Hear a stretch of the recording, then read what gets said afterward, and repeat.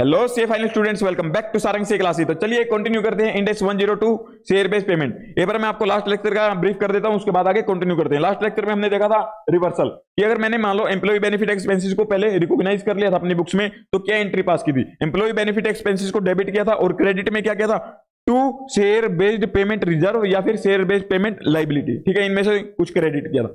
अब इनका रिवर्सल हो जाता है, मतलब कि ये हो सकता है कि कोई एम्प्लॉय वेस्टिंग पीरियड के टाइम पे मेरे को लगता है कि ये कंडीशन अब मीट नहीं होने वाली। जैसे मैंने नॉन मार्केट परफॉर्मेंस कंडीशन का एग्जांपल लिया था और कुछ एम्प्लॉय भी छोड़ के जा रहे थे बीच बीच में। ठीक है, तो हम उसका एक्सपेंस रिकॉग्नाइज नहीं कर रहे थे। अब मैंने फिर एक एग्जांपल लिया था कि एक्सरसाइज पीरियड, मतलब कि जब मेरा वेस्ट हो गया, मतलब वेस्टिंग की कंडीशन पूरी हो गई है, उसके बाद में अगर कोई एम्प्लॉय एक्सरसाइज नहीं करता उस ऑप्शन को, शेयर्स को परचेज नहीं करता है, ठीक है, जो मैंने उसको ग्रांट किया था, तो उस केस में क्या एंट्री होगी, किस किस का रिवर्सल होगा, किस एक्सपेंस का भी रिवर्सल कैसे होगा, रिजर्व लाइबिलिटी का कैसे होगा, ये सब देखा था हमने। तो हमने ये देखा था अगर ड्यूरिंग वेस्टिंग पीरियड होगा तो शेयर बेस्ड पेमेंट रिजर्व या लाइबिलिटी इसका रिवर्सल होगा। ये पहले क्रेडिट हुआ था, अब डेबिट हो गया। और ये एम्प्लॉय बेनिफिट एक्सपेंसेस, ये पहले डेबिट किया था मैंने, अब क्रेडिट कर दिया तो रिवर्स हो गया इसका। ठीक है, और after vesting period share based payment reserve liability पहले क्रेडिट हुआ था, अब डेबिट हो गया। ठीक है, यहाँ पे मेरा देखा था मैंने दोनों हो गए थे, बट यहाँ पे मेरा शेयर मतलब एम्प्लॉय बेनिफिट एक्सपेंसेस को मैं रिवर्स नहीं किया है। कब? आफ्टर वेस्टिंग पीरियड, मतलब कि वेस्टिंग पीरियड के टाइम पे मेरे को लगता है कि अब ये कंडीशंस मीट नहीं हो पाएंगी, तो मेरे को शेयर इशू करने की जरूरत नहीं है, ऑप्शंस इशू करने की जरूरत नहीं है। ठीक है, मतलब कि उनको देने नहीं पड़ेंगे, मेरे को डिलीवर नहीं करने पड़ेंगे उनको। ठीक है, मेरे को पता लग जाता है वेस्टिंग पीरियड के टाइम पे, तो उस टाइम पे रिवर्सल होगा तो एक्सपेंसेस का भी रिवर्सल हो जाएगा मेरा। ठीक है, but after vesting period complete होने के, मतलब कि उसने सारी कंडीशन पूरी कर दी है, उसके बाद वो एक्सरसाइज नहीं करता है, तो हम क्या करेंगे, तो हम एक्सपेंस को रिवर्स नहीं करेंगे, हम सिर्फ इसको रिवर्स करेंगे, शेयर बेस्ड पेमेंट रिजर्व या लाइबिलिटी को। इसको रिवर्स करेंगे तो सर सेकंड डबल इफेक्ट तो दिखाना होगा ना, कहां पे जाएगा।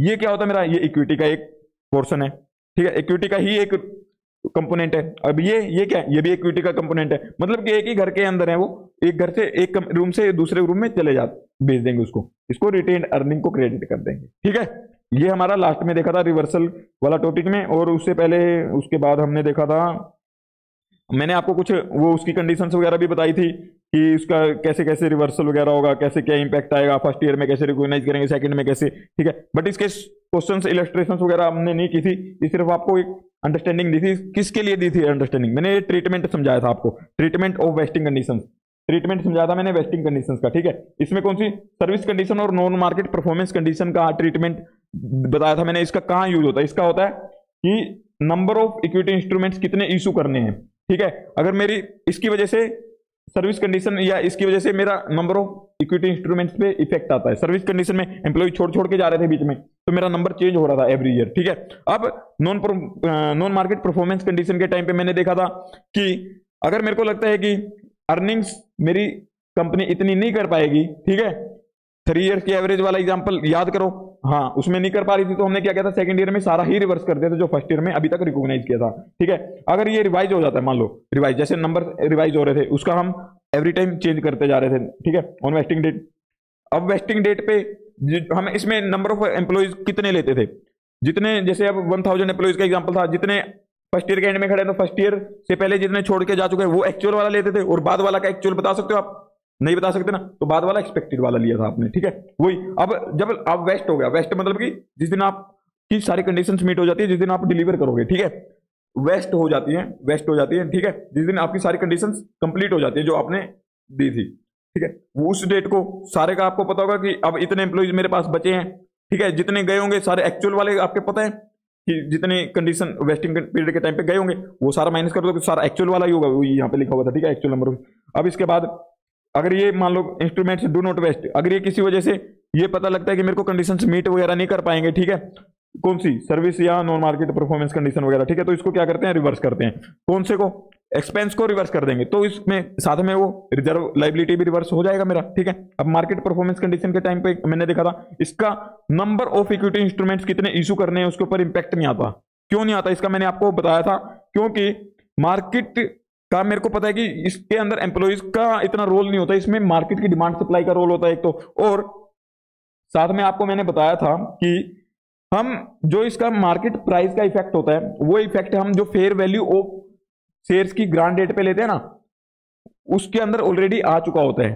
ठीक है, इस वजह से इसमें नहीं लेते हैं, इसका इफेक्ट वहां नहीं आएगा। ठीक है, अगर ये मान लो सारा, मैंने कहा था कि 100 रुपये प्राइस होगा तो आपको इतने शेयर्स दे दूंगा, 100 रुपये मेरा 3 साल के अंदर एक्सपेक्टेशन थी, बट वो जल्दी हो गया, जल्दी हो जाता तो फिर क्या, तो जल्दी सारा एक्सपेंस रिकॉग्नाइज कर देंगे जितना जब भी होगा। ठीक है, अब उसके बाद मैं आपको थोड़े एग्जाम्पल्स करवाने थे और इलस्ट्रेशन वगैरह करवानी थी। ठीक है, तो अभी मैं आपको वही करवाता हूँ। ठीक है, मेरे को एक एग्जाम्पल 17 करवाना है, इलस्ट्रेशन 1 करवानी है। एग्जाम्पल 17 पे पहुंचे जल्दी से, आईएसआई स्टडी मटेरियल के। अगर अभी तक आपने चैनल सब्सक्राइब नहीं किया है तो जल्दी से चैनल सब्सक्राइब कर लो और बेल आइकन को प्रेस कर दो, लाइक कमेंट जरूर उससे किया करो। एग्जाम्पल 17 था ना,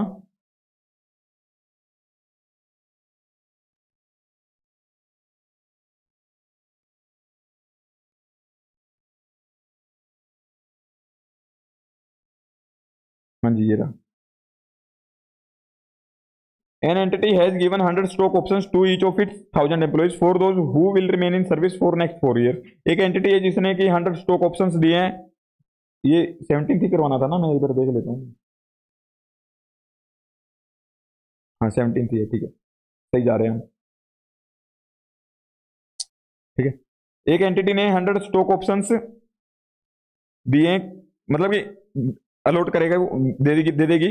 has given stock options to each, मतलब 100 स्टॉक ऑप्शंस उसने 1000 एम्प्लॉइज को दिए हैं। किस किस को, who will remain in service for next 4 years, जो कि 4 ईयर्स तक सर्विस में रहेंगे। ठीक है, मतलब यहाँ पे कौन सी कंडीशन आ गई, सर्विस कंडीशन आ गई है। ये कौन सी है, सर्विस कंडीशन।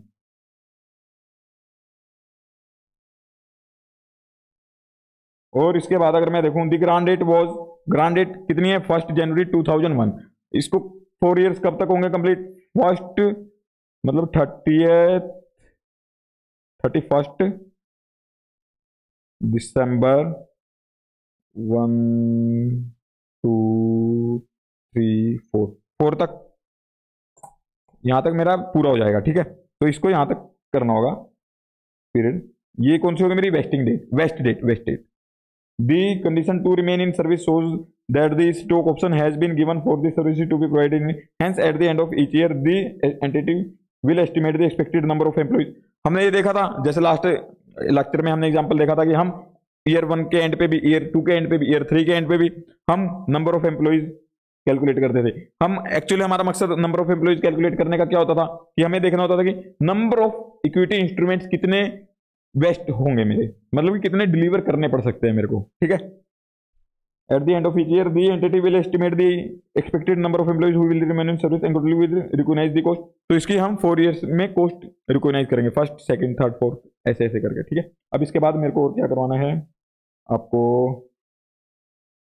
इलस्ट्रेशन भी करवानी है एक, आपको आई थिंक फर्स्ट इलस्ट्रेशन करवानी है। हाँ, हमने क्या कर दिया, अभी ये वाला निपटा दिया है, अभी फर्स्ट इलस्ट्रेशन पे आइए जल्दी से। अरे भाई साहब, ये ऊपर चला जाता है।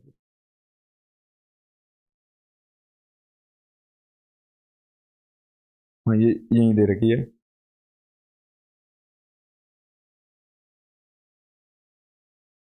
तो इसकी ना फर्स्ट इलस्ट्रेशन ना मैं आपको अभी ना करवा के थोड़ा बाद में करवाऊंगा, मेरे को थोड़ा और कंसेप्ट करवाना आपको थोड़ा, उसके बाद करवाऊंगा। ठीक है, ये इलस्ट्रेशन वाला भी हमारी पेंडिंग है। इससे पहले एक और करवाना था मेरे को, एग्जाम्पल 7, वो करते हैं। उसके बाद आपको एक कंसेप्ट और करवाऊंगा, उसके बाद करूंगा एग्जाम्पल 7। ये छोटा सा एग्जाम्पल है, जल्दी हो जाएगा बहुत जल्दी। Stock option has been issued by an entity to its employee who remain in service for next 4 years. Those who leave before 4 years will not get share-based payment. Staying with the organization is vesting condition। ये wasting condition है, अभी service condition. ये तो मैं कह रहा हूँ example करवाने लायक था ही नहीं। ठीक है, बट डाल दिया था तो ये करवा दिया मैंने आपको, ये हो चुका है। और इसके बाद मेरे को करवाना है आपको, फर्स्ट हो गया 7, आपको कराऊंगा मैं बाद में। जी, अब ये कुछ नहीं दे रखा है, मैंने आपको कंसेप्ट करवा दिया, ये करवाई देता हूँ, यहाँ पे रीड करवा देता हूँ। मैंने आपको लॉजिक वगैरह सारा समझा दिया था। After vesting date no subsequent adjustment are made to total equity after the vesting date. हम टोटल इक्विटी के अंदर कोई भी एडजस्टमेंट नहीं करते। ठीक है, हमने क्या, इसका मतलब क्या हुआ, हमने वेस्टिंग पीरियड के बाद में क्या एंट्री की थी, एक्सपेंस को रिवर्स नहीं किया था ना, हमने क्या किया था, रिजर्व से रिटेन्ड अर्निंग में ट्रांसफर कर दिया था। मतलब कि टोटल इक्विटी, उस एक टोटल इक्विटी मेरा एक घर हो गया, उसके अंदर अलग अलग रूम्स है, कोई रिजर्व का, कोई हमारा उसका रिटेन्ड अर्निंग्स का, हमने एक घर से एक रूम से निकाल, अलग अलग रूम्स हैं, एक रूम से निकाल के दूसरे में डाल दिया, बस टोटल उस पर कोई इफेक्ट नहीं आया था, ठीक है, वही दे रखा है total equity after not subsequent adjustment, कोई टोटल इक्विटी में एडजस्टमेंट नहीं आएगी। अगर मैं रिटेन अर्निंग में ना भेज के एम्प्लॉय बेनिफिट एक्सपेंस में जाता तो फिर मेरा आ जाता वहां पे, ठीक है। For example, if vested options are not exercised, vested options अगर एक्सरसाइज नहीं करते हैं, the amount previously credited to share based outstanding, या फिर equity settled benefit reserve, reserve वगैरह में, लाइबिलिटी वगैरह में, किसी कोई भी नाम दे लो, मतलब इसको अकाउंट को उसके अंदर दे रखा है, may be transfer to another component of equity, other component में भेज सकते हो, कैसे, रिटेन अर्निंग्स में भेज सकते हो, जनरल रिजर्व में भेज सकते हो, इसको इंटर इक्विटी ट्रांसफर कहते हैं, और उसकी एंट्री क्या होगी, share based payment reserve account to retain earnings account, ठीक है। ये मैंने आपको करवा दिया था, बट यहाँ पे कंसेप्ट मेरे को रीड करवाना था, वो करवा दिया अभी।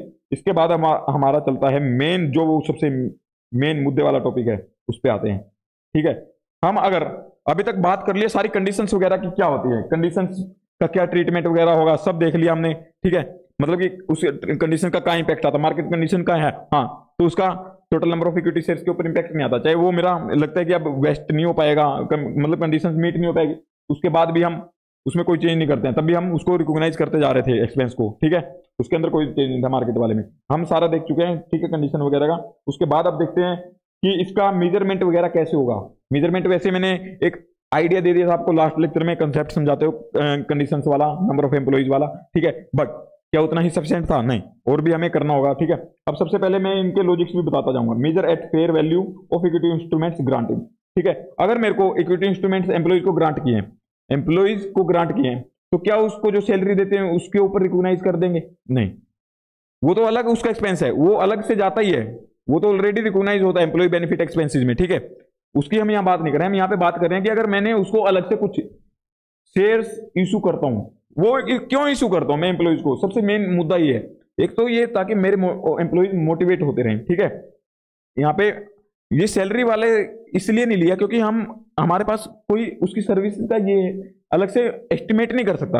आपको कि सैलरी वाला अलग एक्सपेंस है उसका, वो अलग से रिकॉग्नाइज होता है, ठीक है, समझे, वो अलग से, मतलब सैलरी वेजेस वगैरह उसकी कॉस्ट अलग जा रही है। बट अगर मैं कहता हूं कि एम्प्लॉइज को, ये क्या होता है कि मेरे को एम्प्लॉइज को लालच देना पड़ता रहता है, नहीं, एम्प्लॉइज मेरे छोड़ के भाग जाते हैं जल्दी जल्दी, इतना टर्नओवर रेट हो जाता है कि मैं एक साल के अंदर उसको काम नहीं सिखा पाता अपना कंपनी का, इतने में भागने की तैयारी कर लेते हैं, दूसरी कंपनी से अच्छा ऑफर मिला वो भाग गया। अब क्या करता हूं मैं, उसको रोकने के लिए ना लालच देता हूं कि अगर तू मेरी कंपनी में 3 इयर्स तक रुक जाएगा, जैसे सर्विस कंडीशन का बताया था मैंने, कि अगर तू 3 इयर्स तक मेरे साथ काम करेगा तो मैं तेरे को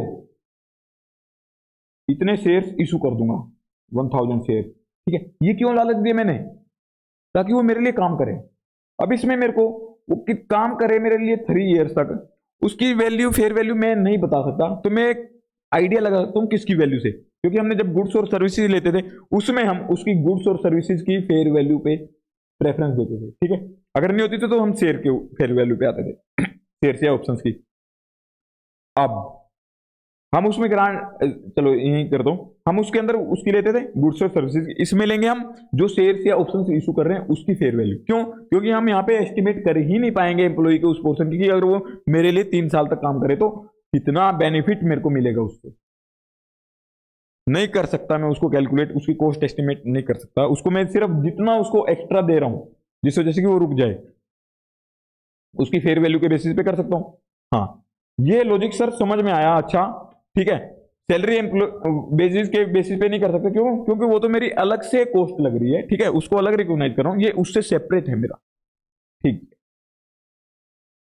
क्योंकि हम, ये लॉजिक आ गया बिल्कुल समझ हमें, ठीक है। अब ये वाला हम इसमें सिर्फ शेयर बेस्ड पेमेंट की फेयर वैल्यू क्यों लेते हैं वो आपको क्लियर हो गया। अब उसके अंदर हमने देखा था कि हम लेते थे जिस दिन हमें गुड्स या फिर सर्विसेज रिसीव होते थे उस दिन की फेयर वैल्यू लेते थे रिकॉग्नाइज करने के लिए। बट इसके अंदर हम कौन सी फेयर वैल्यू लेंगे? इसके अंदर हम लेंगे एम्प्लॉइज वाले केस में ग्रांट डेट की फेयर वैल्यू, ग्रांट डेट की फेयर वैल्यू लेंगे इसमें। क्यों सर, इसके बाद क्यों नहीं? क्योंकि मैं आपको बता देता हूं, यहां पे मैंने एक एक्सेप्शन का भी बताया था आपको कि एक एक्सेप्शन रहेगा यहां पे। अगर मैं कैश देता हूं उसको, कैश सेटल्ड कैश देता हूं एम्प्लॉय को, किसके बेसिस पे? मेरे शेयर प्राइस के बेसिस पे, ठीक है, डिपेंड करता है इसका कैश कितना जाएगा, ठीक है। तो मतलब कि ये वाला एक्सेप्शन रहेगा। क्यों? क्योंकि इसमें सिर्फ ग्रांड डेट नहीं, इसके अंदर हम आगे फ्यूचर में कुछ चेंज आता है तो उसकी डेट भी उठा सकते हैं, ठीक है, इसलिए मैंने इसको एक्सेप्शन में डाला। अब नॉर्मली आप ये समझो कि ग्रांड डेट ही क्यों लेते हैं बाकी केसेस में, अगर कैश वाला नहीं है। मैंने मान लो मेरे को इक्विटी देनी है, उसको किसी को इक्विटी शेयर्स देने, किसी को ऑप्शंस दे दिए मैंने, ठीक है, अब ये दे दिए मैंने, ठीक है।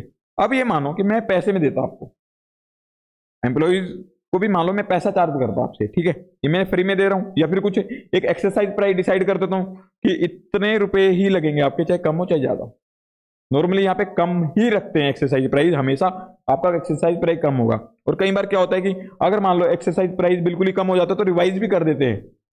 एक्सरसाइज प्राइस ज्यादा दिख गया आपका और मार्केट प्राइस शेयर का कम आ गया, जिससे कि एम्प्लॉइज की मोटिवेशन खत्म हो जाएगी ना। यहाँ पे हमें शेयर्स या ऑप्शंस देने का मेन लॉजिक यही है कि मेरे एम्प्लॉइज मेरे लिए काम करते रहें और पूरी शिद्दत से काम करते रहें। शिद्दत से कैसे? जैसे मैं उसको परफॉर्मेंस के बेसिस पे दे रहा था, जैसे अर्निंग्स इतनी कर देगा एम्प्लॉय अगर, तो उसको इतना होगा। अर्निंग्स मेरी किसके ऊपर डिपेंड करती है? एम्प्लॉय कितने एफिशिएंटली काम करते हैं, तो वो ज्यादा शिद्दत से काम करेगा मेरे लिए, ठीक है। मेरा मेन मोटिव यही होता है। तो इसके अंदर आपको अगर कभी ये दिखेगा ना कि एक्सरसाइज प्राइस उसका ज्यादा हो गया है, एम्प्लॉय शायद एक्सरसाइज करे, तो यहाँ पे रिवाइज भी कर देते हैं हम ऑप्शन की, तो उसकी फेयर वैल्यू रिवाइज वाली लेनी होती है वहां पे, ठीक है। वो आगे डिस्कस करेंगे, अभी अभी इसको भूल जाओ कि रिवाइज वगैरह का। अभी मेरे को समझाना है कि ग्रांड डेट क्यों लेते हैं, ठीक है। ये मैंने अभी आपको एक बार वैसे बताया था, ठीक है, आप इसको अभी भूल जाओ। अभी ग्रांड डेट ऑप्शन से इक्विटी के केस में मैं जैसे उनको इशू कर दिया, मैंने मान लो मैंने आपको एक शेयर आज की डेट में मेरा 80 रुपए का मार्केट प्राइस चल रहा था, 80 में ही आपको इशू कर दिया, 80 में आपको मैंने आज इशू कर दिया, आपसे 80 रुपए ले लिए, ठीक है, 80 रुपीज मैंने ले लिए इक्विटी शेयर इशू करने के। अब कल को एक साल के बाद मान लो इसका शेयर का प्राइस 100 हो जाता है, तो मेरी साइड से तो कुछ डिफरेंस नहीं आएगा, नहीं ना। मेरे पास तो 80 आने थे, 80 आ चुके। अब ये जितना भी घाटा नफा है वो शेयर होल्डर का है, मेरा कोई उसका नहीं है, ठीक है। अब ऐसे ही ये मैंने कैश में दिया था, अब मान लो कैश में ना देके सिर्फ उसको ये कह दूं कि मैं तेरे को सौदा आज कर लिया। ग्रांड डेट देखी थी मैंने, ग्रांड डेट क्या होती थी? ग्रांड डेट वो होती थी जिस दिन मैं अरेंजमेंट कर लेता था एम्प्लॉय के साथ, उसके साथ सारी टर्म कंडीशंस पे एग्री हो जाता था कि हाँ तेरे को इशू कर दूंगा मैं अगर तू मेरे को 3 साल तक काम करके देगा, ठीक है। ग्रांड डेट वो होती थी। और मेरे को अगर कोई अप्रूवल लेना होता तो वो मिल जाता था। अगर मैं अप्रूवल वाला छोड़ दूं, मेरे को मेन मकसद क्या था कि उस दिन अरेंजमेंट हो गया मेरा और एग्री, सारी टर्म्स कंडीशन जो अरेंजमेंट की है वो सारी मेरे को भी एग्री है और उसको एम्प्लॉय को भी एग्री है, ठीक है।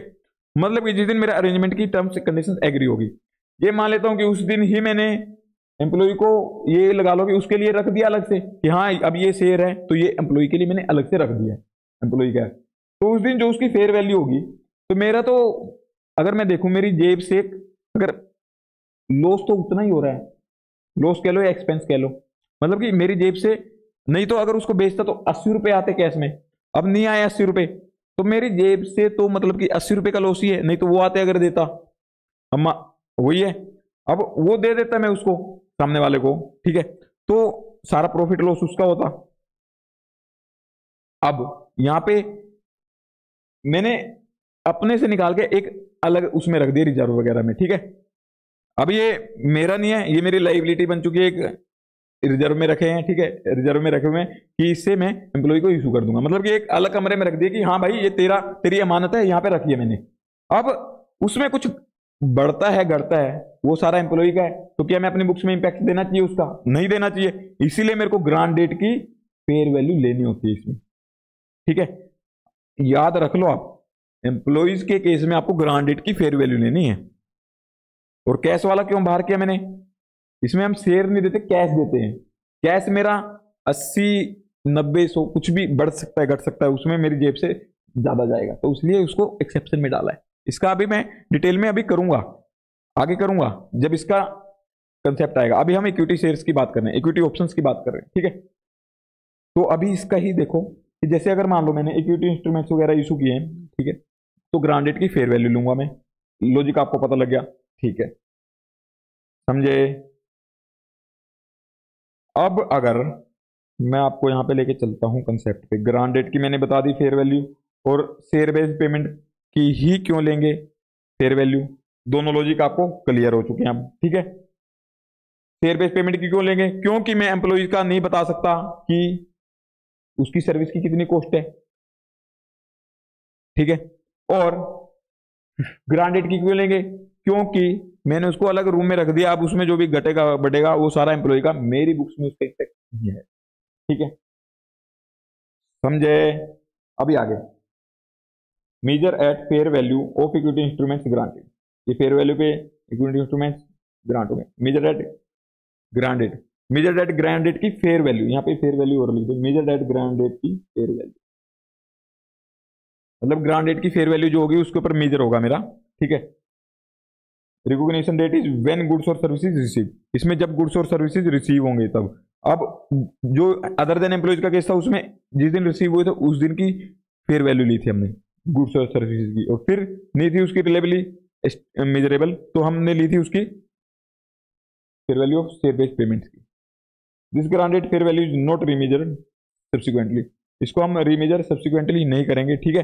अब इसका लॉजिक पता लग गया हम क्यों इशू करते हैं इसको और क्या होता है रीजन वगैरह, इसको और भी डिटेल में डिस्कस करते जाएंगे जैसे जैसे हमारे कंसेप्ट आते जाएंगे, ठीक है। अभी मेरे को ये मेनली ये समझाना है, ये मैं आपको वैसे करवा दिया था।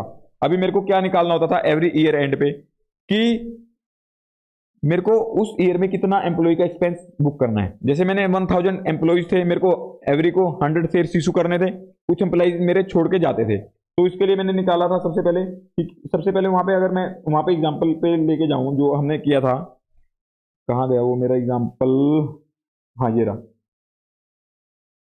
इसके अंदर मैं क्या करता था, 1000 एम्प्लॉयज होते थे मेरे, ठीक है। एवरी ईयर में सबसे पहले ये निकालता था कि मेरे कितने एम्प्लॉयज बचेंगे जिसको कि मेरे को ऑप्शन या शेयर्स देने पड़ेंगे, डिलीवर करने होंगे उनको, मेरी कॉस्ट तो उन्हीं की लगेगी, वही एक्सपेंस होंगे मेरे, इसलिए मैं उनको ही रिकॉग्नाइज करता था। सिर्फ जो छोड़ के जा रहे हैं उनको देना नहीं है तो उनका एक्सपेंस भी क्यों बुक करूं मैं अपनी बुक्स में, उनका नहीं करता था।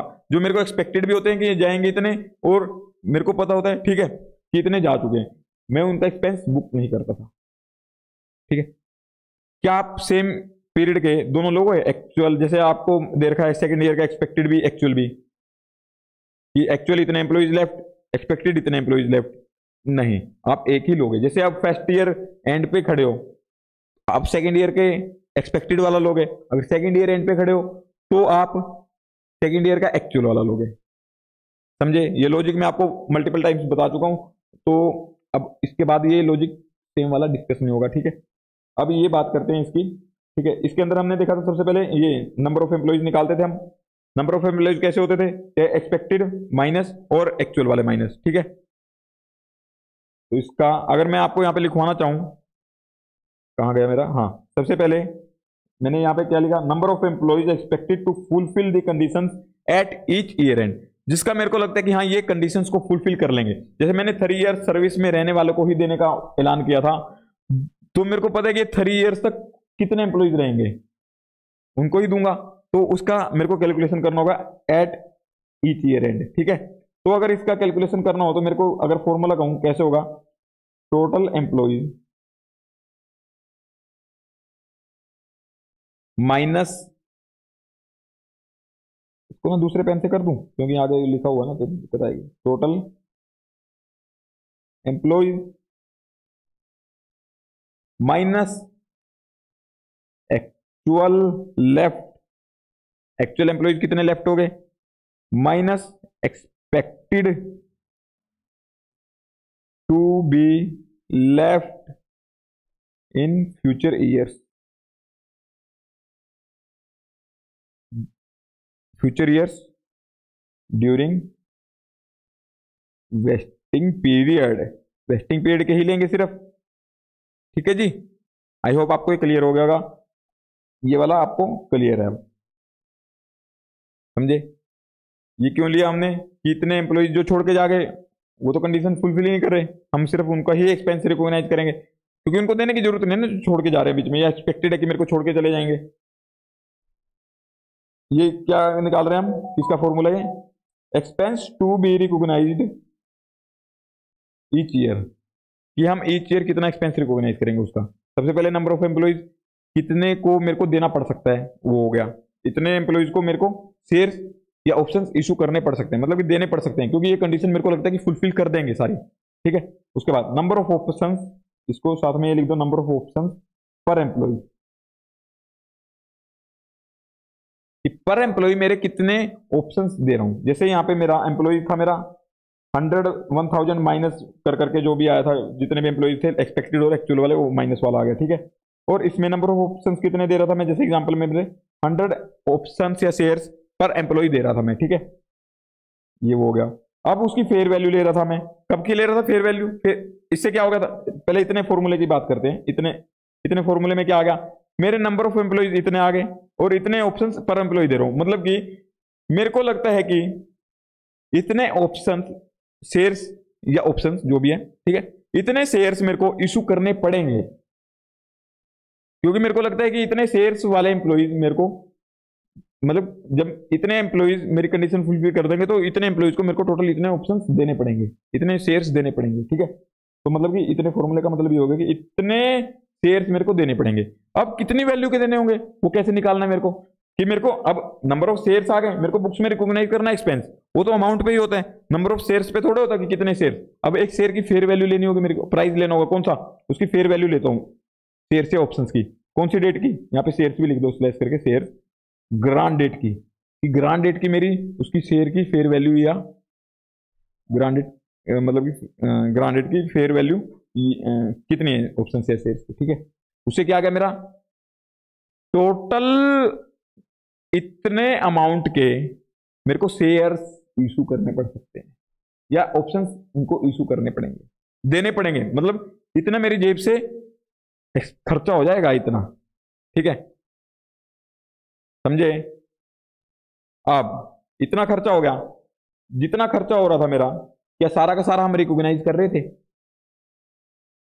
हम ईयर्स के अंदर डिवाइड करते थे। जैसे मेरा 3 ईयर था, 3 ईयर्स था अगर, तो 3 हम अभी तक इतना पोर्शन कर चुके हैं, इतना पोर्शन कर चुके हैं, ठीक है, कंप्लीट फॉर्मूले का।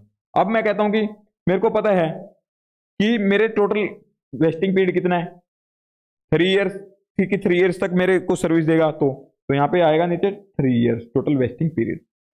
ये मेरे को कब देखना है, ये एवरी ईयर एंड पे देखना है।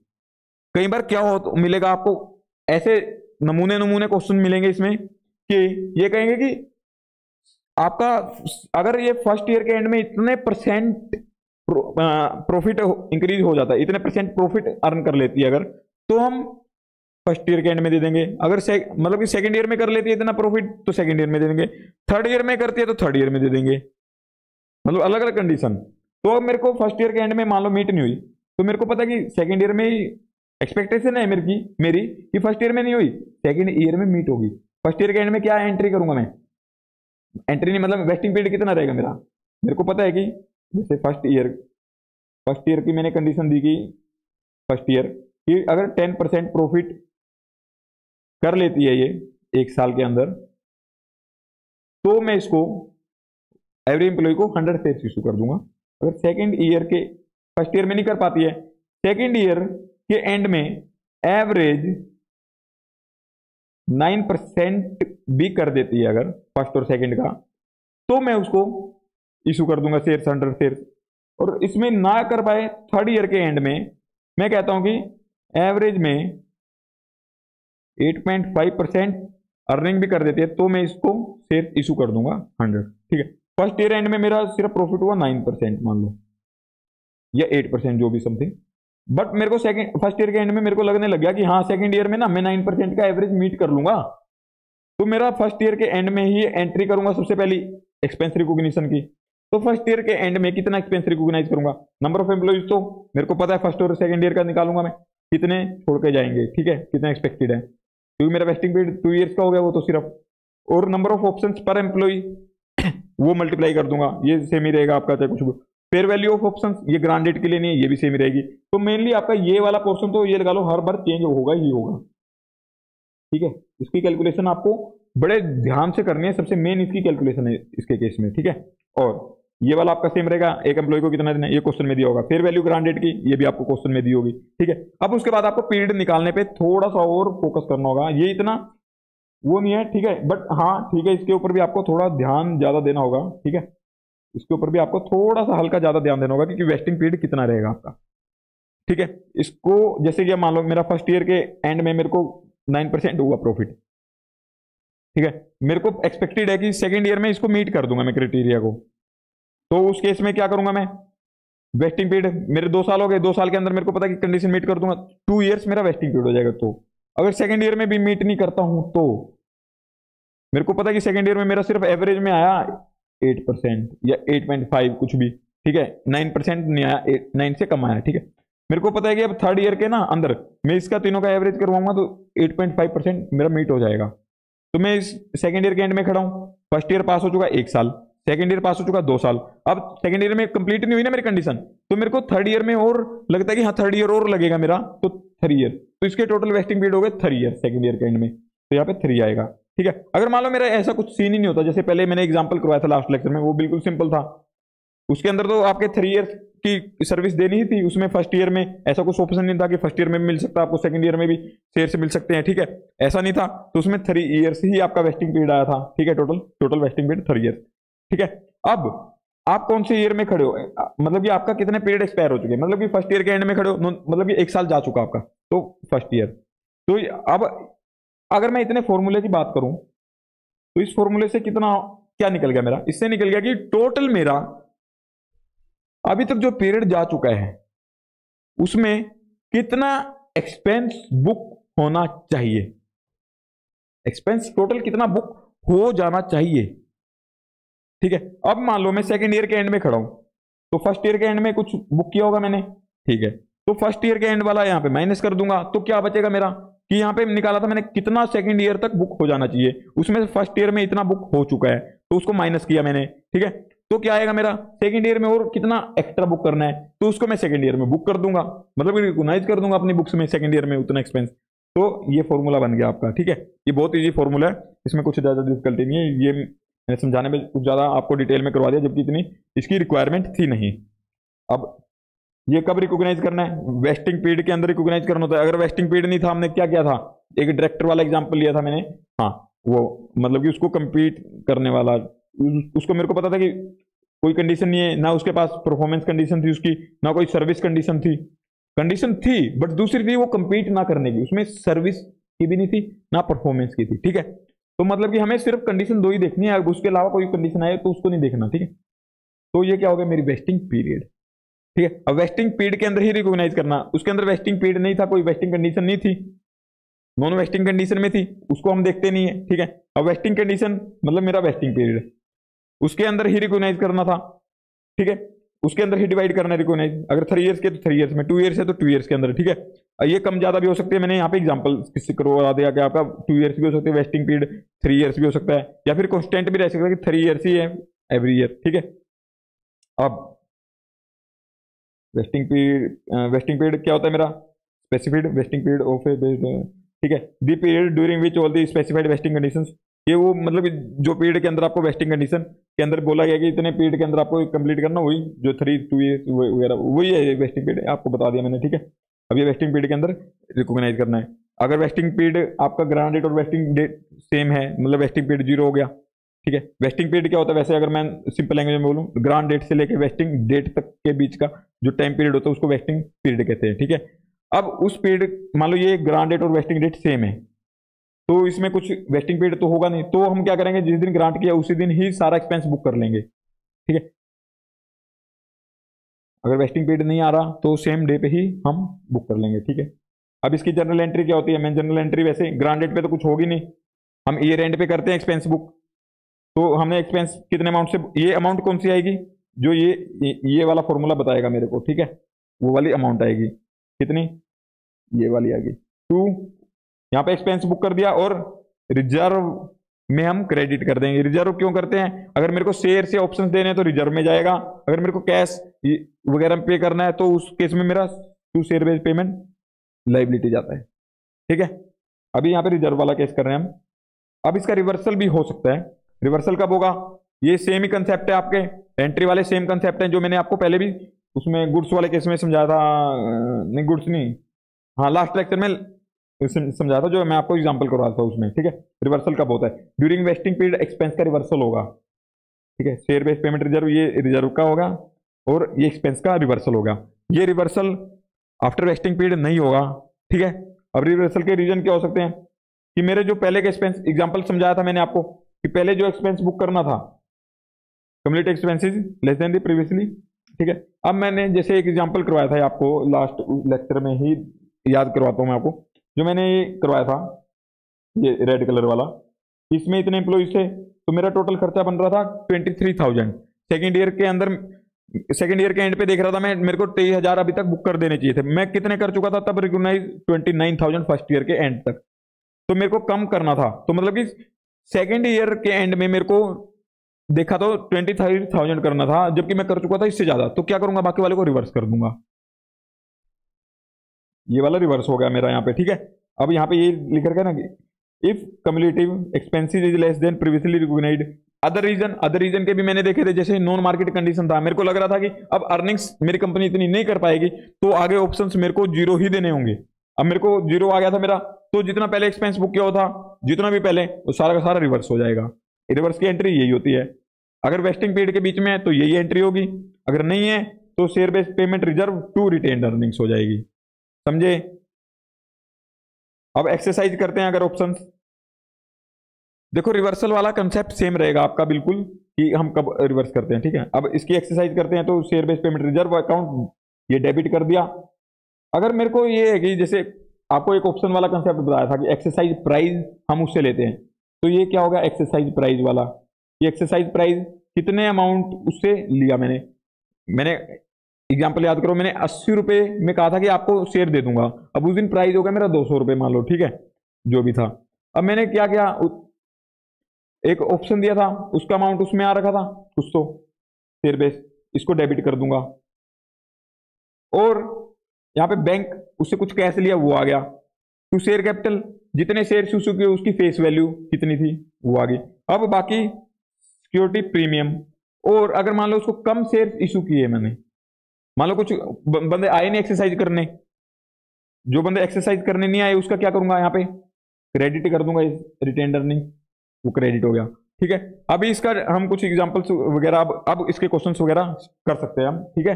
अभी ये मैंने आपको समझा दिया है, ठीक है, क्या होता है, क्या एंट्री होगी, कैसे, बिल्कुल। अब हमारा बिल्कुल लॉलीपॉप रह गया ये, इसके अंदर और कुछ है नहीं, ऐसा कुछ दिक्कत नहीं है। अब बहुत छोटे छोटे क्वेश्चन, मतलब जल्दी हो जाएगा, अब ज्यादा लेक्चर नहीं लगेंगे।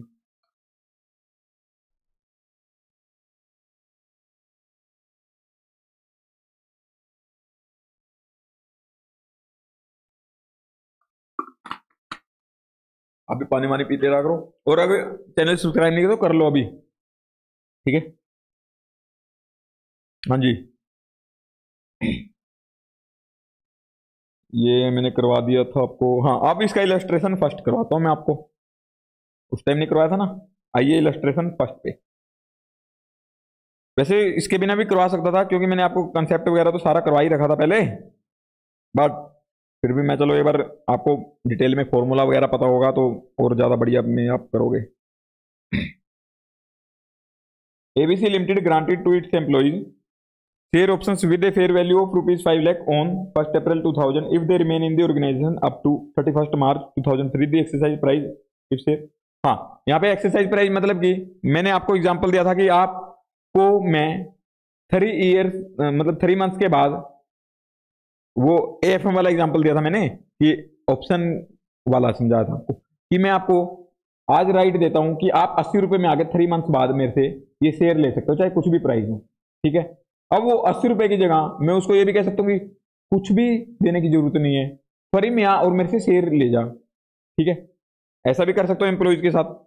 तो इसका इंपैक्ट कहीं देना होगा सर हमें, इसका इंपैक्ट ना ऑलरेडी आपको फेयर वैल्यू के अंदर मिल जाता है। फेयर वैल्यू ऑफ ऑप्शन होगी ना जो आपको दी होगी, उस वो कैलकुलेशन अगर करते हैं ना, उसके अंदर सारा मेरा मार्केट प्राइस, एक्सरसाइज प्राइस कितना है, टाइम पीरियड कितना है, हाईएस्ट प्राइस कितना हो सकता है, लोएस्ट प्राइस कितना हो सकता है, मेरा प्रोबेबिलिटी वगैरह कितनी है, सब कुछ उसके अंदर अच्छे से कंसिडर करके निकाला जाता है वो फेयर वैल्यू, ठीक है, जो फेयर वैल्यू ऑप्शन की होती है। तो इसलिए आपको इसका इंपैक्ट देने की जरूरत यहां नहीं है, क्योंकि आपको फेयर वैल्यू यहां पे दी होगी, फेयर वैल्यू कैलकुलेट करनी होती तो आपको देना पड़ता है इसका इंपैक्ट, ठीक है।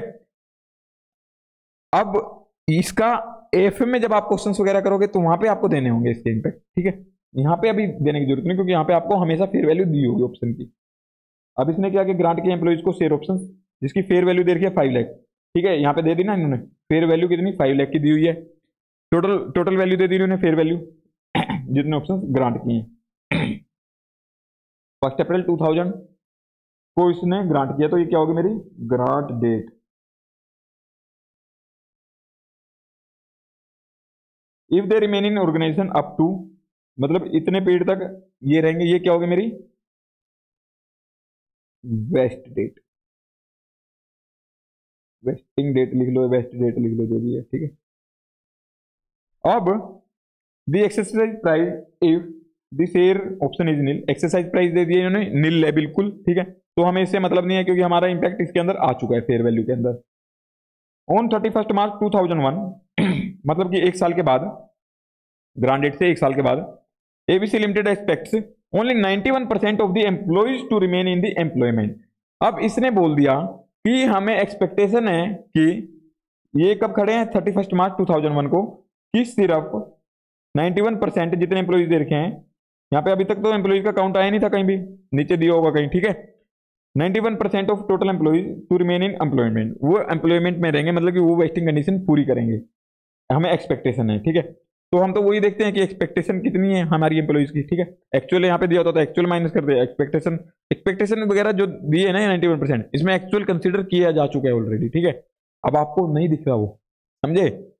ऑन 31 मार्च 2002 को कंपनी एक्सपेक्ट करती है कि इतने एम्प्लॉइज रिमेन रहेंगे, मतलब कि हमारे 11% छोड़ जाएंगे, ठीक है। ये किसका 99% है ऑफ द एम्प्लॉइज, मतलब कि जितने एम्प्लॉइज हैं टोटल उसका। However, only 82% of employees remained in the organization at the end 2003, मतलब कि वेस्टिंग डेट पे 82% एम्प्लॉइज ही रुके हैं, उनको मतलब कि उनको ही देना पड़ेगा बस हमें सिर्फ एक्सपेंस, मतलब कि वो शेयर्स वगैरह option, all of them exercise, और सभी ने अपने ऑप्शंस एक्सरसाइज कर लिए। भाई फ्री का माल कौन छोड़ता है, आपको मिलेंगे। अगर आपने 3 साल हो गए, कितने हो गए, हाँ 3 ईयर तक अगर आप वहां पे ऐसी तैसी करवा रहे हो अपनी, क्या छोड़ दोगे क्या फ्री में मिलती हुई चीज? नहीं छोड़ोगे, बिल्कुल भी नहीं छोड़ोगे। Share options will be settled in 5000 shares, हाँ यहाँ पे दे दिया ना कितने शेयर में सेटल होगा, 5000 शेयर्स है 100 रुपीज ईच के, मतलब ये क्या होगी मेरी फेस वैल्यू शेयर की, और ये हो गए मेरे नंबर ऑफ शेयर, ठीक है जी। अब इसका अगर मैं सबसे पहले क्या निकालना होगा मेरे को, expense to be recognised each year, हाँ अगर वो निकाल लिया तो एंट्री तो आपको पता है सिमिलर ही है, employee benefit expense debit to share based payment reserve, क्योंकि यहाँ पे शेयर्स का पोर्शन है, शेयर्स या ऑप्शंस का, ठीक है। तो इसका एक्सपेंस अगर निकालना हो मेरे को तो एक काम करता हूँ ना, मैं एक पेज एंटर कर लेता हूँ, हमारे लिए इजी हो जाएगा।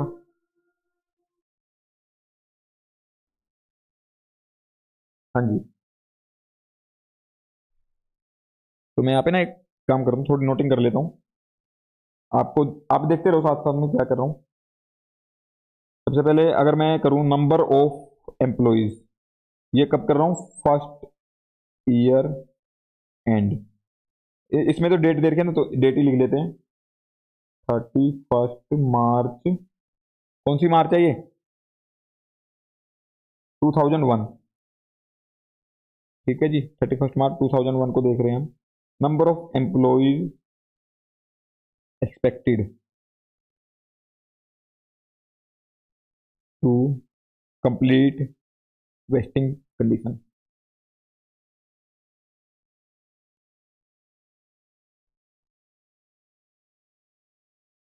कितने हैं ये 90, इन्होंने दे रखा था ये देखो 91%, टोटल एम्प्लॉइज कितने हैं मेरे 5000, ठीक है। तो इसका अगर मैं निकालूं, कैसे निकालूंगा, कैलकुलेशन अगर करूं 5000 मल्टीप्लाई 91%, कितना आएगा ये,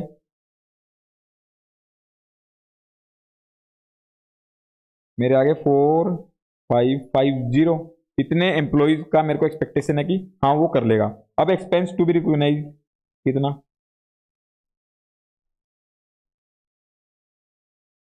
टू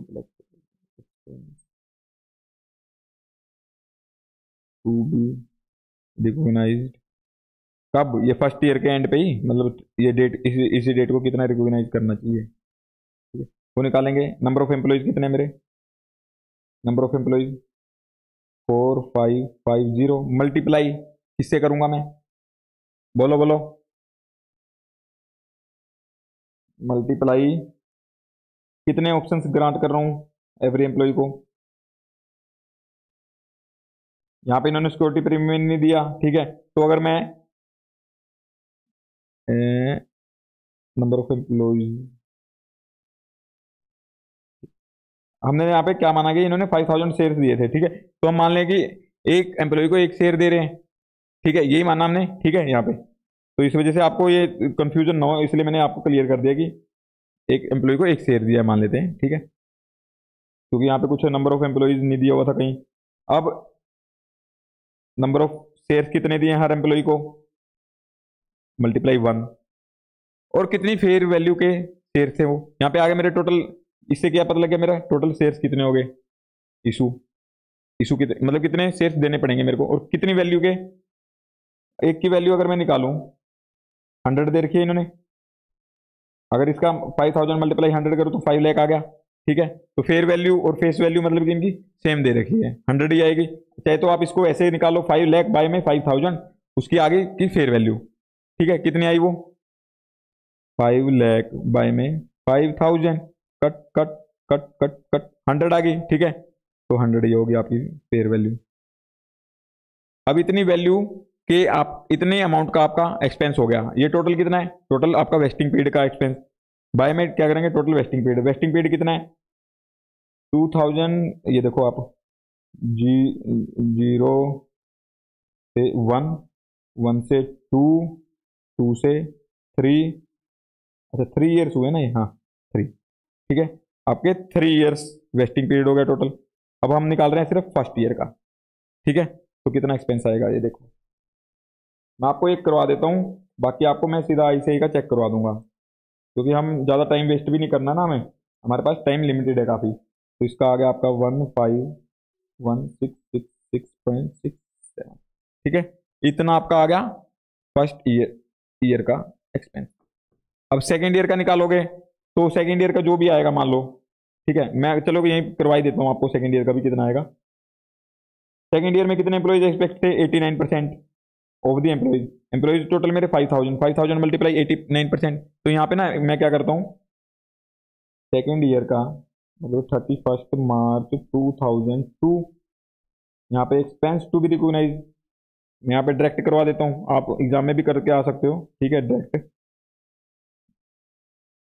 यहीं पे सारी कैलकुलेशन करवा दूंगा सब के सब। कितनी 5000 एम्प्लॉइज थे, मल्टीप्लाई कितने एम्प्लॉइज इसको लग रहा है कि जाएंगे, 89% लग रहा है कि इसको रुकेंगे, 89%, एक तो ये हो गया।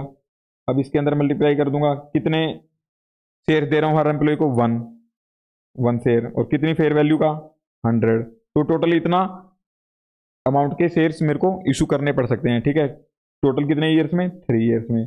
अभी तक कितने ईयर्स जा चुके हैं, 2, तो ये 2 साल जा चुके हैं, ठीक है, अभी तक का इतना खर्चा हो चुका होना चाहिए मेरा एक्सपेंस रिकॉग्नाइज, ठीक है, तो इसका अगर निकालूं मैं अमाउंट कितना आएगा, 5000 multiply 89% multiply 1 multiply 100 multiply 2 by में 3, ये आ गया मेरा 296666.67, इतना होना चाहिए था अब तक रिकॉग्नाइज, और हो कितना चुका है अभी तक, इतना। तो अभी इसके अंदर साथ में ये भी कर सकता हूँ मैं, माइनस प्रीवियसली रिकॉग्नाइज्ड, या फिर आप यहीं पे फॉर्मूले में कर देते माइनस, ठीक है, आपको चीजें समझ आनी चाहिए मेन, तो किसी भी तरीके से करो, प्रीवियसली रिकॉग्नाइज्ड कितना 15166.67, ठीक है, तो कितना आएगा सेकेंड ईयर में रिकॉग्नाइज, माइनस 15166.67,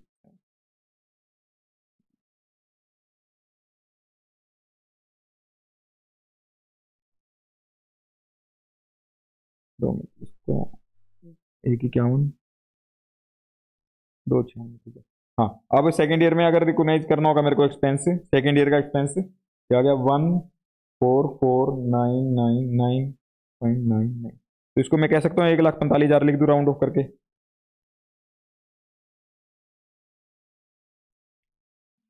एक जीरो फालतू लग गया। सेकेंड ईयर में करूंगा रिकॉग्नाइज इतना अमाउंट, ठीक है। सेकेंड ईयर का इतना अमाउंट रिकॉग्नाइज करूंगा, फर्स्ट ईयर में इतना करूंगा, ठीक है। अब थर्ड ईयर का आप निकाल लोगे, ठीक है। सेम आपको एक मैंने वे दिखा दिया कैसे निकालना। 22 का सोल्यूशन चेक करवा देता हूँ।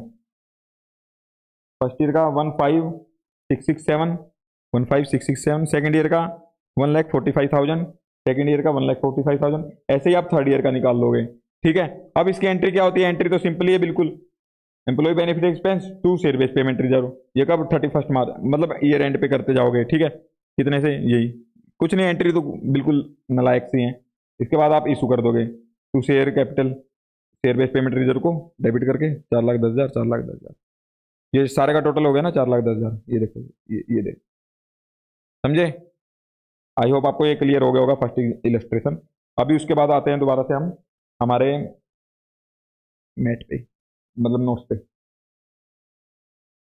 हमारा ये कौन सा हो गया अभी कंप्लीट? ये वाला भी हो चुका है, ये पहले हो चुके थे, ठीक है। अभी हमारा ये करवाने हैं मेरे को एग्जाम्पल 18, 34 और फिर इलस्ट्रेशन पे आते हैं। 18 और 34 पे आइए।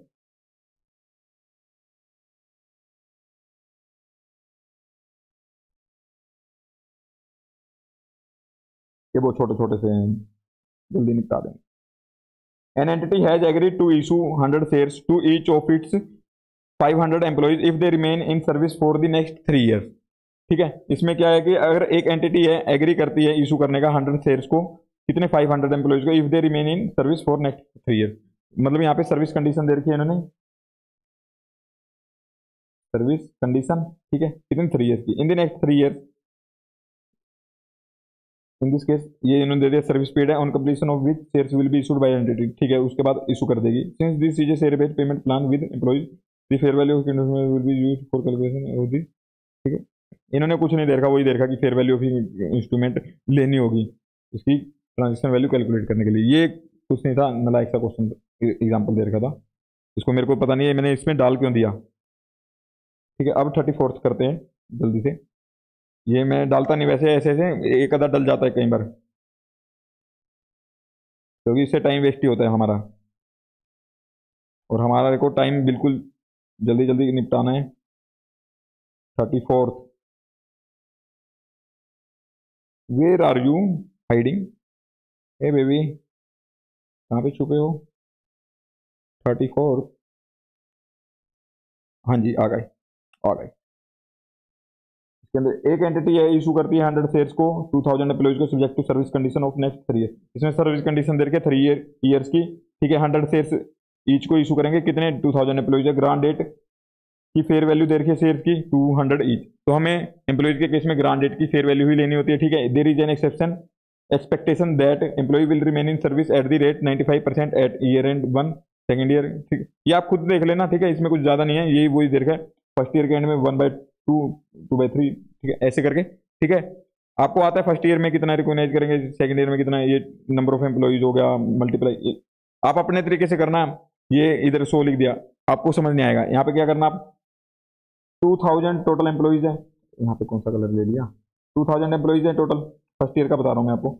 मल्टीप्लाई करोगे आप फर्स्ट ईयर में कितने एम्प्लॉइज की एक्सपेक्टेशन है आपकी कि सर्विस में रहेंगे 95% की, 95%, ठीक है। मल्टीप्लाई एक को कितने शेयर्स दे रहे हो, 100 शेयर्स दे रहे हो, 100 शेयर टोटल। मेरे शेयर्स अब कितने जा अभी तक निकाला जो मैंने इससे, मतलब कि इतने शेयर मेरे को देने पड़ेंगे, ठीक है। इतने शेयर्स देने पड़ेंगे क्योंकि इतने एम्प्लॉय इतने शेयर्स देने पड़ेंगे मेरे को वेस्टिंग पीरियड के बाद में, ठीक है। मेरी एक्सपेक्टेशन है ये, ठीक।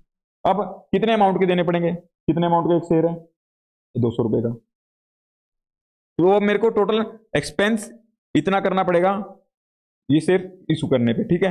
अब कितने पीरियड के अंदर इशू डिवाइड करना होगा एक्सपेंस, मेरे को वेस्टिंग पीरियड कितना, मेरा वेस्टिंग पीरियड के, ओहो, वेस्टिंग पीरियड के अंदर ही मेरे को ये सारा रिकॉग्नाइज करना होता है। तो बाय में 3 ईयर्स का वेस्टिंग पीरियड दे रखा है इन्होंने, ठीक है। यहाँ पे दिया था ना नेक्स्ट 3 ईयर। अब फर्स्ट ईयर का रिकॉग्नाइज करना तो बाय मल्टीप्लाई 1, ठीक है।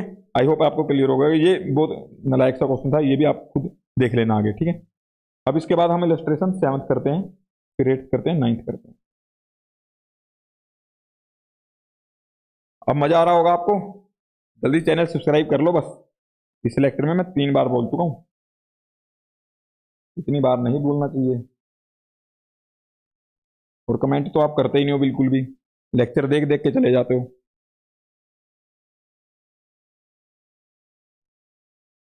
ये आ गई इलस्ट्रेशन 7th पे, ठीक है जी। कितना बड़ा भाई, चलो ये वाला तो करवा ही देता हूँ आपको। चलो 8th 9th करवा देता हूँ, 7th नेक्स्ट लेक्चर में करवाऊंगा आपको, ठीक है। 8th 9th छोटे छोटे हैं, इसको निपटवा देते हैं आपको जल्दी सी। एसीसी लिमिटेड ग्रांट करती है 10,000 शेयर ऑप्शंस को to one of its manager. वो अपने एक मैनेजर को, एक ही मैनेजर को देते हैं बस, वो चाटता होगा अच्छी। कितने 10,000 शेयर ऑप्शंस देते हैं उसको। In order to get the options, in order to get the manager has to work for next 3 year in order to get the options, ठीक है। अगर इसको ऑप्शंस चाहिए, उसको ग्रांट कर दिए, मतलब कि एग्रीमेंट वगैरह हो गया उसके साथ कि हम तेरे को ऑप्शंस दे देंगे। कंडीशन क्या उसकी, उसको नेक्स्ट 3 ईयर्स तक ऑर्गेनाइजेशन के लिए काम करना होगा and reduce the cost of production by 10% over the 3 years. मतलब इन्होंने कहा कि आपको हमारे लिए काम करना होगा, और काम ही नहीं करना होगा, अच्छे से काम करना होगा, बिल्कुल सिर्फ चाटने वाला काम नहीं, काम करना होगा जिससे कि हमारी कॉस्ट रिड्यूस हो। कितनी 10% से ओवर द नेक्स्ट 3 ईयर्स, मतलब कि 3 ईयर्स की, ओवर 3 ईयर्स मेरी 10% कॉस्ट रिड्यूस होनी चाहिए, ठीक है। अब fair value of option, granted की फेयर वैल्यू दे रखी है 95 रुपीज की है, ठीक है। अब मैंने फेयर वैल्यू देता था जब मैं ग्रांटेड की इसलिए ली क्योंकि उस दिन मैं बेचता तो 95 रुपीज मेरे पास आते, और उसको अधिकार दे दिया था कि मैंने, हाँ इतने रुपीज उसमें हम, आप एएफएम में देखोगे उसमें फ्री बिल्कुल नहीं होता, एक्सरसाइज प्राइस जीरो कभी नहीं होगा। ये हमारा एम्प्लॉयज को दे रहे हैं इसलिए जीरो हो सकता है यहाँ पे, ठीक है। एक्सरसाइज प्राइस हम कम पे देते हैं यहाँ पे, वहां पे हम मार्केट बेस पे होता है, यहाँ पे हम कम करते हैं उसको एक्सरसाइज प्राइस को। यहाँ पे फेयर वैल्यू उस तरीके से कम करते हैं, फेयर वैल्यू उस तरीके से निकालते हैं, ठीक है जी। जीरो भी कर देते हैं कई बार, बट वहां पे नहीं होगा। 95। अब फर्स्ट ईयर में कॉस्ट रिड्यूस हुई 12%, मतलब कि मेरा 10% होनी चाहिए ओवर 3 ईयर, मतलब कि 3 ईयर का एवरेज 10% होनी चाहिए। अब यहाँ पे मेरी 12% हो गई फर्स्ट ईयर में। हाँ मेरे को पता है कि फर्स्ट ईयर में 12 हो गई, तो आगे मेरे को कितनी करनी है, टोटल 10 करनी है, तो एक में 8, मतलब कि 2 में अगर मेरी 9 भी हो जाती है, 18 और करनी है मेरे को, 18 और करनी है आगे के 2 सालों में, ठीक है। बट इसमें 8% हुई रिड्यूज, और 8% रिड्यूज हो पाई, तो मतलब अगर इसका एवरेज निकालूं तो मेरा कितना आया 10। बट इनको लग रहा है कि नेक्स्ट ईयर में ना 8% से भी कम रिड्यूस कर पाएगा ये, तो इन्होंने सोचा कि ये वेस्ट ही नहीं होगा फ्यूचर में, मतलब ये कंडीशन फुलफिल ही नहीं हो पाएगी। कौन सी कंडीशन है ये, non market condition, non market related condition. क्यों, क्योंकि ये कॉस्ट वाला मेरा शेयर प्राइस से रिलेटेड नहीं है, शेयर प्राइस से रिलेटेड होता तो कौन सा होता, मार्केट रिलेटेड। अब मार्केट रिलेटेड का तो मेरा इंपैक्ट आता नहीं है, नंबर ऑफ शेयर इशू करूंगा नहीं करूंगा, ठीक है। बट नॉन मार्केट रिलेटेड का तो आपका इंपैक्ट देना होगा। यहाँ पे आगा कि ये एक्सपेक्ट करता है कि अब फ्यूचर में कंडीशन मीट नहीं होगी, तो मीट नहीं होगी तो आपने फर्स्ट ईयर में कुछ एक्सपेंस रिकॉग्नाइज किया होगा, उसको क्या करोगे, रिवर्स कर दोगे फर्स्ट ईयर के एक्सपेंस को, समझे। कब, सेकेंड ईयर के एंड में। अब थर्ड ईयर के एंड में आके ये अचीव हो गया सारा, तो इसका क्या करें सर, हम आपने तो रिवर्स करवा दिया सेकेंड ईयर में, हम तो बुक कर रहे थे एक्सपेंस। अरे भाई इतना टेंशन मत ले, अब जितना एक्सपेंस है ना टोटल सारा का सारा इसी में बुक कर दे टोटल एक्सपेंस को, ठीक है। अब ये कैसे कैसे कितना कितना बुक होगा यहाँ पे करवा देता हूँ मैं आपको जल्दी से, ठीक है। थोड़ा बड़ा कर लेता हूँ स्क्रीन को। कितने शेयर इशू किए मैंने, 10,000, ठीक है। मल्टीप्लाई कितना इसका रेट है 95,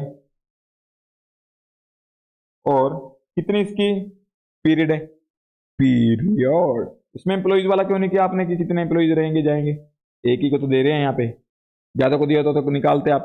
कर लो यहाँ पे भी 1 मल्टीप्लाई करके, 1 मल्टीप्लाई कितने हैं ये, 1 एम्प्लॉय मल्टीप्लाई 10,000 शेयर्स देंगे एक एम्प्लॉय को, कितने हो गए टोटल नंबर ऑफ शेयर्स हो गए, और उसकी फेयर वैल्यू 95।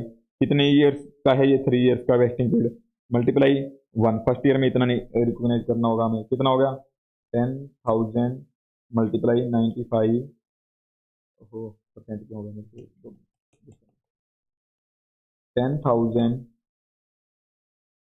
मल्टीप्लाई 95 बाय में 3, ठीक है। मेरा होगा फर्स्ट ईयर में 3,16,667, ठीक है, 3,16,060। ऐसे ही सेकंड ईयर का निकालोगे, थर्ड ईयर का निकालोगे। सेकंड ईयर का तो निकालना ही नहीं है। सेकंड ईयर में तो जो ये आपने फर्स्ट ईयर में इसकी एंट्री क्या करोगे आप, इसकी एंट्री करोगे employee benefit expenses debit to share based payment reserve, कितने अमाउंट से, ये 316,666.67, ऐसे 316,666.67 ये एंट्री होगी। अब सेकंड ईयर में क्या करोगे, हमें पता है कि इस फ्यूचर में कुछ भी इशू नहीं करना, तो हमने एक्सपेंस जो पहले किया था वो अब होना ही नहीं चाहिए था रिकॉग्नाइज कर चुके हैं फर्स्ट ईयर में, तो हम क्या करेंगे सेकंड ईयर के अंदर आगे, फर्स्ट ईयर में कुछ भी रिस्टेट नहीं करेंगे जाके, अगर चेंज होता ना मेरा तो वो आगे ही होगा, पास्ट का रिस्टेट नहीं होगा, ठीक है। तो इसको क्या करेंगे अब, रिवर्स कर देंगे। रिवर्स की क्या एंट्री होती है, ये ड्यूरिंग वेस्टिंग पीरियड है मेरा, सबसे पहले देखना रिवर्स करना है अगर, तो ये ड्यूरिंग वेस्टिंग पीरियड है, नहीं है, ड्यूरिंग वेस्टिंग पीरियड है, मतलब सेकंड ईयर के एंड में ये 3 इयर्स का वेस्टिंग पीरियड है, यहाँ तक का वेस्टिंग पीरियड है, ठीक है। तो इसकी एंट्री क्या होगी रिवर्सल की, इसकी एंट्री रिवर्सल की अगर मैं कहूँ, मेरा एक्सपेंस भी रिवर्स होगा और रिजर्व भी रिवर्स होगा, ठीक है। शेयर बेस्ड पेमेंट रिजर्व पहले क्या हुआ था क्रेडिट, अब डेबिट हो जाएगा। टू एम्प्लॉय बेनिफिट एक्सपेंसेस पहले क्या हुए थे डेबिट, अब क्रेडिट हो गए, कितने से 3,16,666.67, 3,16,666.67, ठीक है, ये एंट्री होगी। अब थर्ड ईयर पे क्या होगी, थर्ड ईयर पे सारा एक्सपेंस कर दो बुक, कितना 10,000, 1 मल्टीप्लाई 10,000, 1 क्या हो गया नंबर ऑफ मैनेजर, मल्टीप्लाई कितने शेयर इशू कर रहा हूँ उसको 10,000, और कितने फेयर वैल्यू उसकी ग्रांड डेट पे 95 की, बाय में कितने ईयर के अंदर रिकॉग्नाइज करना मेरे को, वेस्टिंग पीरियड में, वेस्टिंग पीरियड कितना 3 ईयर, और अब तक थर्ड ईयर के एंड में कितना हो जाना चाहिए था मेरा रिकॉग्नाइज, अब तक वो मतलब कितना पीरियड एक्सपायर हो चुका, वो 3, तो अब तक कितना रिकॉग्नाइज हो जाना चाहिए था, और अभी तक माइनस कर दूंगा, ऑलरेडी कितना रिकॉग्नाइज कर चुके, वो 0 किया ना, क्योंकि हमने यहाँ पे रिकॉग्नाइज किया था, सेकंड ईयर में रिवर्स कर दिया तो 0 हो गया वो रिकॉग्नाइज, ठीक है। तो अब क्या होगा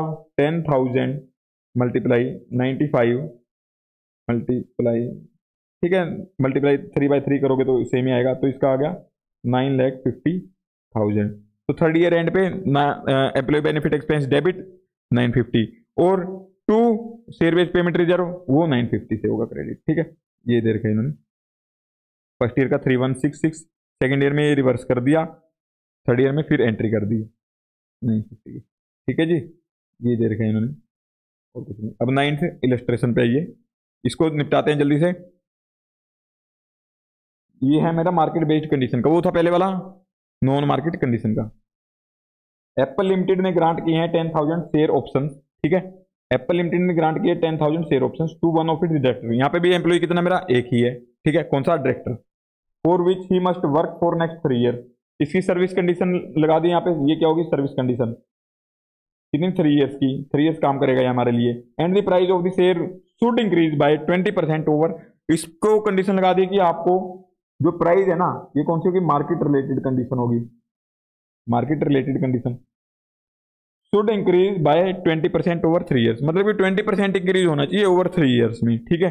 फर्स्ट ईयर में इतना इंक्रीज हुआ, ठीक है, फर्स्ट ईयर में देख के तो लग रहा है कि हाँ हो जाएगी मीट, सेकेंड ईयर में देख के लग रहा है शायद मीट ना हो पाए, थर्ड ईयर के एंड में लग रहा है कि हाँ एवरेज हो गया ना, तीनों का एवरेज निकालो 20% से ऊपर आएगा, कितना आएगा 22 + 19 + 25 बाय में 3, क्या आ गया 22% आ गया टोटल ओवर द 3 ईयर, इन्होंने कहा था 20%, ठीक है, मतलब कि ये एक्सरसाइज हो जाएगा यहाँ पे आगे। तो उसके अंदर यहाँ पे मेन मेरे को जो समझाना आपको, उसके अंदर हमने अगर यहाँ पे कंडीशन मेरे को लग रहा था कि मीट नहीं होगी तो हमने रिवर्स कर दिया था, ठीक है, जो हमने फर्स्ट ईयर में रिकॉग्नाइज किया होगा कुछ एक्सपेंस, तो सेकंड में रिवर्स कर दिया था, यहाँ पे नो रिवर्सल, सेकंड में रिवर्स नहीं होगा, आप सेकंड में भी रिकॉग्नाइज करोगे और एक्सपेंस को, ठीक है। अब जैसे फर्स्ट ईयर का मान लो अगर मैं एक्सपेंस कहता हूँ रिकॉग्नाइज करना है, कितने 1 एम्प्लॉई है, कितने शेयर दे रहा हूँ उसको 10,000 शेयर दे रहा हूँ, उसकी फेयर वैल्यू यहाँ पे, हाँ फेयर वैल्यू ग्रांड डेट की दे रखी है ऑप्शन की 120 की फेयर वैल्यू, कितने ईयर्स है नेक्स्ट 3 ईयर, फर्स्ट ईयर के एंड में देख रहा हूँ, ठीक है, कितना अमाउंट से रिकॉग्नाइज करना चाहिए मेरे को इसको 10,000 मल्टीप्लाई 120 बाय में 3, ये आ गया मेरा 4 लाख से फर्स्ट ईयर में रिकॉग्नाइज। अब सेकेंड ईयर में कितना करूंगा 1, इसका दूसरे कलर से लिख दे 1 मल्टीप्लाई 10,000 मल्टीप्लाई 120, सेम ही रहेगा, कुछ चेंज नहीं है सेकेंड ईयर में। तो इसका तो कुछ इंपैक्ट नंबर ऑफ शेयर्स पे तो आएगा ही नहीं। हमने देखा था नंबर ऑफ शेयर्स पे नहीं आता, इसका इंपैक्ट आता फेयर वैल्यू के ऊपर, मतलब कि कितने % इंक्रीज वगैरह हो रहा है। तो इसका इसके अंदर ऑलरेडी आ चुका है, इसकी कैलकुलेशन हमारे को करनी होती नहीं है क्योंकि इसकी क्वेश्चन में दी होती है। ठीक है, तो हमें क्या करना होगा, ये दे दिया मल्टीप्लाई यहाँ पे 2 माइनस कर दूंगा कितने 4 लाख। 4 लाख कौन से, जो फर्स्ट ईयर में रिकॉग्नाइज कर चुके हैं ऑलरेडी। तो इसका कैलकुलेशन बनाओ कितना आएगा, 10,000 मल्टीप्लाई 120 बाय में 3 मल्टीप्लाई 2, 8 लाख माइनस 4 लाख, ये आ गया कितना 4 लाख का। ठीक है, ऐसे ही आप थर्ड ईयर में निकाल दोगे, वो भी 4 लाख का आएगा। ठीक है, तो इसके अंदर आपको रिवर्स नहीं करना था क्योंकि यहाँ पे कंडीशन मीट होगी ना। ये लिखा दिस ईयर इज ये देखा charge to period irrespective of the outcome market prices each period an amount of each period 4 laख should be charged to P&L। ठीक है, मतलब कि एम्प्लॉय बेनिफिट एक्सपेंस में एंट्री होगी, employee benefit expense debit 4 lakh to share based payment reserve. ठीक है, ये एंट्री होती जाएगी इसकी, ये हमारी होगी है, मतलब कि 8th और 9th इलस्ट्रेशन हमने निपटा दी है अभी बहुत जल्दी जल्दी। और इसको मैं टिक कर देता हूँ, हमारा 7th नहीं हुआ बल्कि 8th हो गया 9th हो गया। अभी इसमें मेरे को एक इलस्ट्रेशन करवानी है, इसका एक एग्जाम्पल, ये 8th एग्जाम्पल करवा देता हूँ आपको। ये रहता है हमारा, अभी शायद नहीं हुआ है, अगर हो गया होगा तो भी कोई दिक्कत नहीं है। ठीक है, 8th एग्जाम्पल,